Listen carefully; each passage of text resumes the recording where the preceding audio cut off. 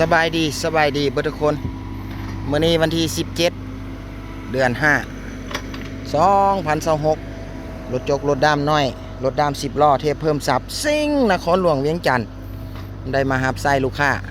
มาเที่ยวเจ้ามาเที่ยวบอนขึ้นเรือลงเรือไปบูชาพระธาตุกลางน้ำนี่ข้ามไปนี่กับหนองคายแล้วนี่นะข้ามคลองแคมคลองเฮ็ดได้เด้อบ่ว่าเวียกน้อยเวียกใหญ่เวียกขับเวียกแคบเวียกจังใดก็เฮ็ดได้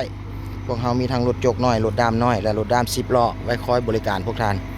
020 989 7774ทั้ง WhatsApp และโทรและอีกเบอร์หนึง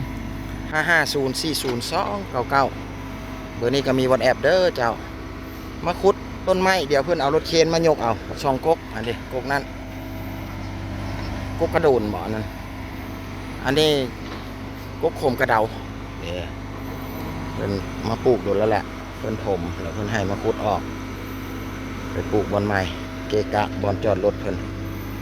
ใครที่ชมคลิปนี้พวกนี้ฝากกดไลค์กดแชร์เด้มาฮอดแล้วก็เฮ็ดเลยเนาะเด้ขอขอบใจเจ้า